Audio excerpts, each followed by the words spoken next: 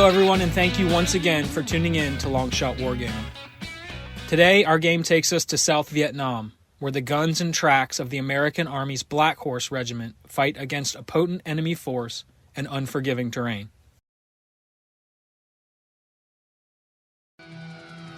The year is 1969. The war in Vietnam is in full swing.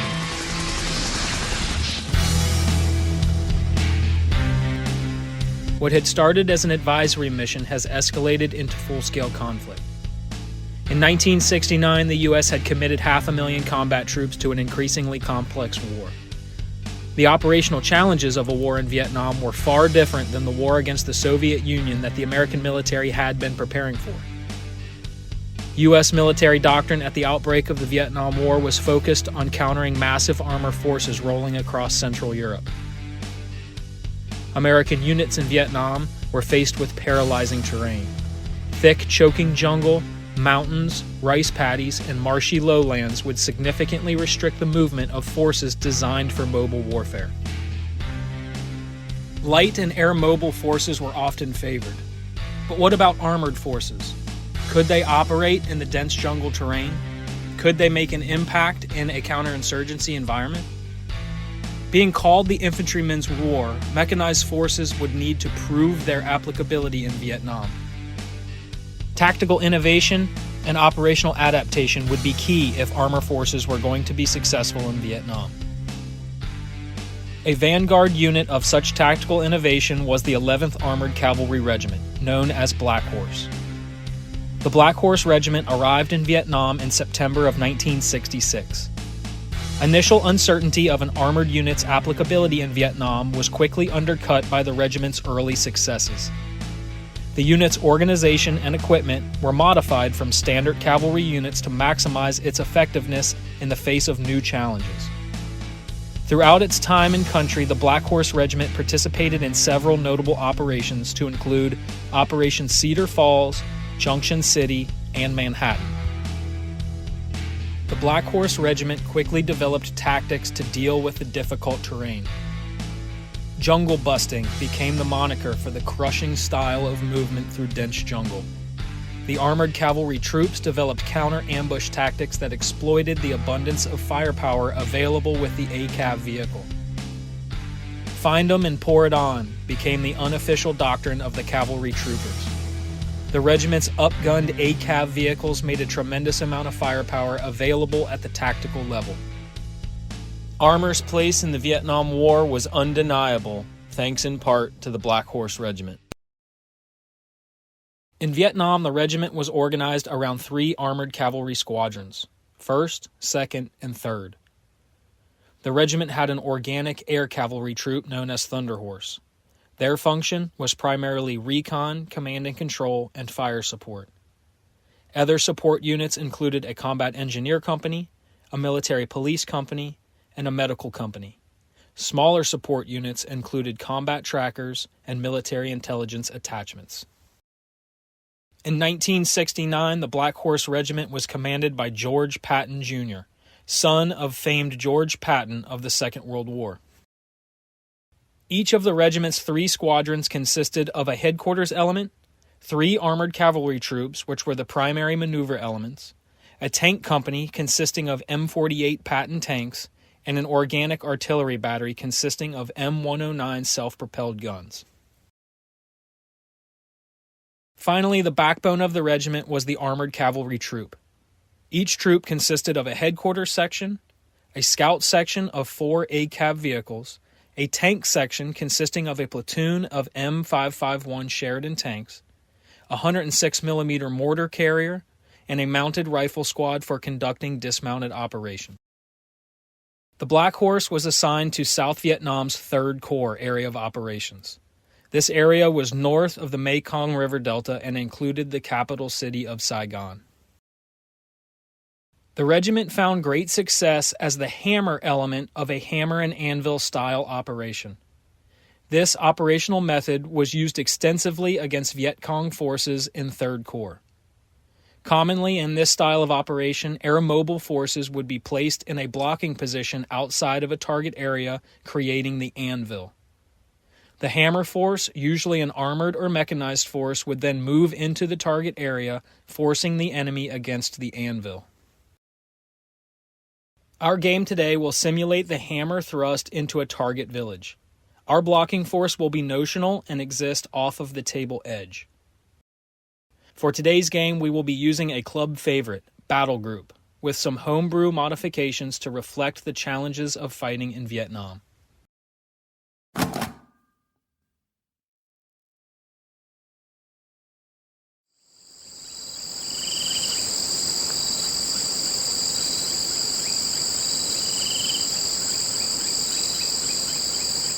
Yesterday's rain has left the unplanted rice paddies a muddy bog. The dense jungle hums, a reminder that it too is alive. The American forces prepare to step off in the morning hours. The aluminum hulls of the Black Horse vehicles lurch as the powerful Detroit diesel motors bring the beasts of burden into motion. The supporting infantrymen step off first.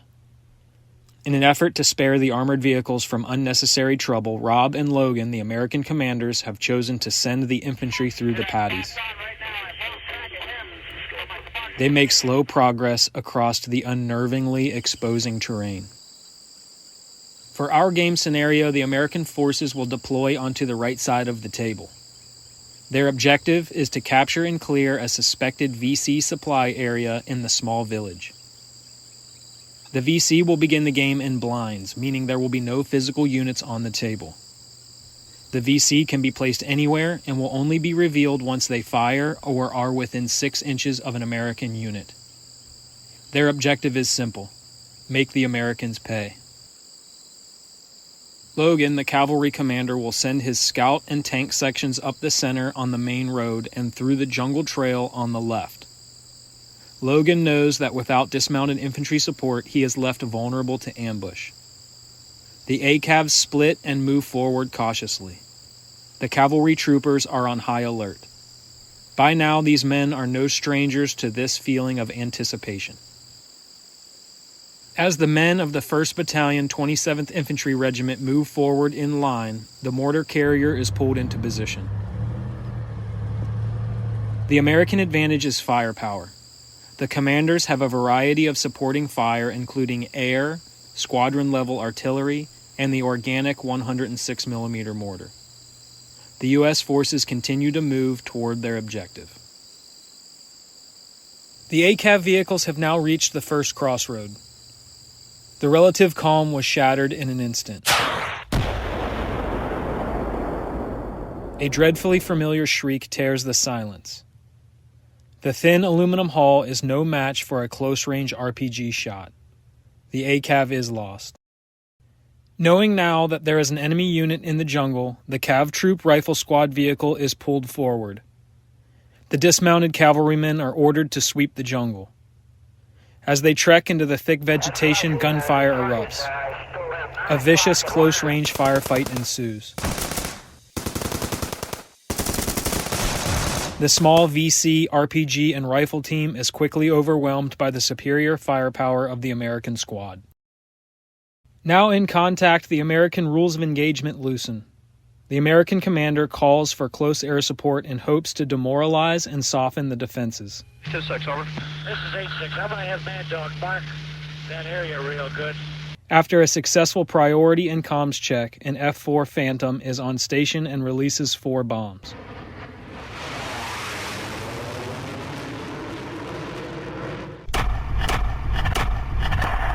The location of the American bombing run is speculative and only causes casualties to 1 unseen VC unit.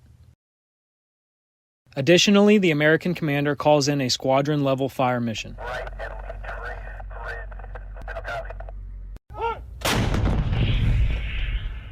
It lands with mild deviation and pins 2 unseen VC units. The cavalry commander now moves his Sheridan tank section forward to increase his available firepower. Unwilling to risk additional close ambush, Rob, the infantry commander, divides a platoon and sends 2 squads to accompany the ACAVs moving up on the American left. Back on the right, the U.S. infantrymen continue their methodic sweep through the paddies. Each step is taken with caution.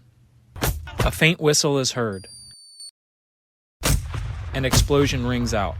Like the opening movement of a symphony, the effective mortar rounds were followed by an eruption of small arms fire.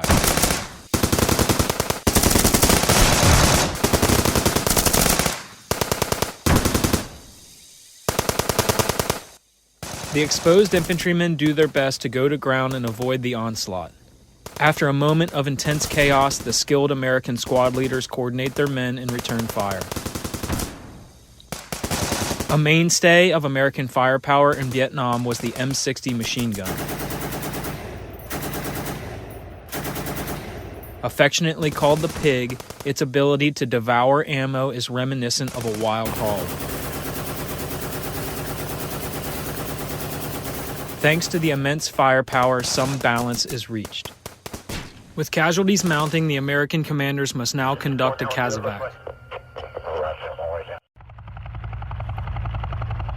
With skill and professionalism, the dust-off pilots lower the bird into the fray. Aiming to tip the fire superiority scale, Logan moves a Sheridan tank into position. A beehive round is expended into the enemy hedge. The flashettes shred the vegetation and cause serious casualties to the near VC section. Under the immense machine gun fire and the devastating tank round, the VC rifle sections are pinned. The Sheridan crew loads a new round and prepares to push forward. Before the Americans could exploit the suppressed enemy, an unseen recoilless rifle team appears from the irrigation ditch.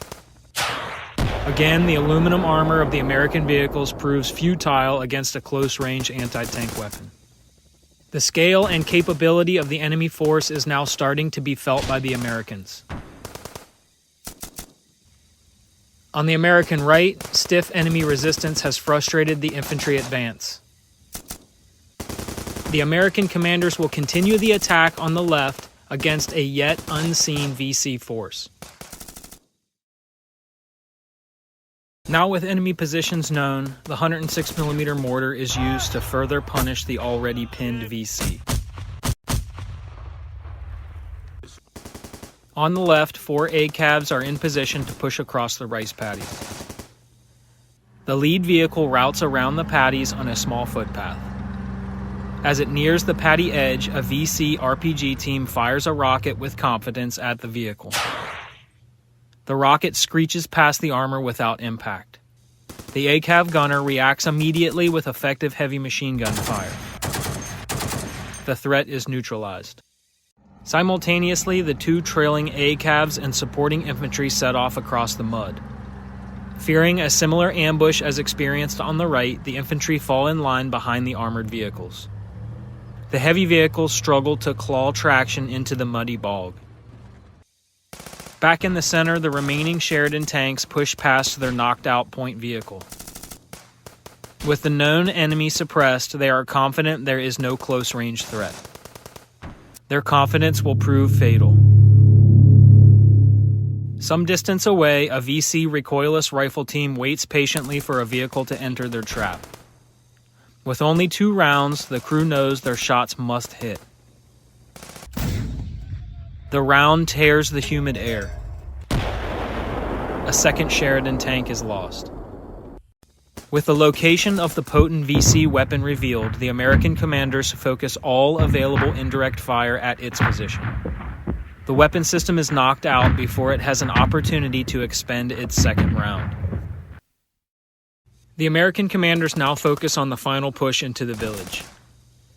The infantry on the right prepare to engage the last elements of the VC rifles in the irrigation ditch. A grenadier is called upon to shake up the defenders. The M79 is fired with an iconic thump. The 40mm grenades land accurately. The infantrymen move into the hedge. Vicious close-range combat ensues. The Americans take several casualties but are able to eliminate the VC units. However, the grunts should tread lightly as there is still an unseen threat. Back on the left, the ACAVs make slow but steady progress. As they advance, small arms rounds can be heard impacting the front armor. Behind the vehicles, the infantry are relatively safe against the new threat. Muzzle flashes can be seen in the hedge. A VC machine gun team fires a captured M1919 wildly. Again, the thumper is used in coordination with small arms fire to knock out the machine gun. Back on the right, the smoke clears from the intense firefight. After the close-range fighting, the infantry squads consolidate and prepare to move. As the squads cross the irrigation ditch, an insidious danger is revealed. An infantryman triggers a booby trap. The simple but effective trap causes horrific injury.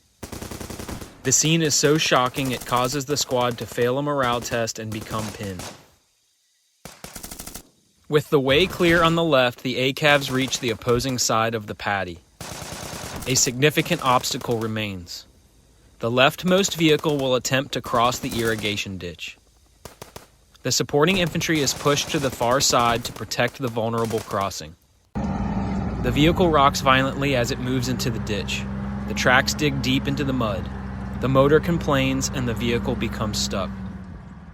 The second ACAV avoids the ditch and moves to the center road. After a turn of labor, the crew is able to free the vehicle from the death grip of the bog. The vehicle moves quickly past the jungle area and hopes to avoid any remaining threat. The weakened and bloodied American forces now converge on the objective. The ACAVs and the remaining Sheridan tank circle the village while the infantrymen move in to clear the area. What is revealed in the village is a lightly armed mortar team and a medium-strength rifle section. In one last protest, they exchange gunfire with the Americans. The VC takes casualties and the remaining enemy forces are routed from the table.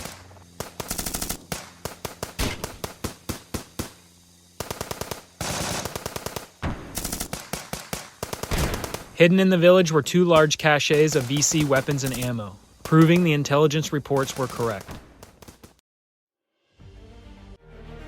The game's outcome is debatable. Officially, the Americans met their objective. However, they experienced more casualties than would probably be accepted historically. By the end of the game, the American battle rating was nearly broken.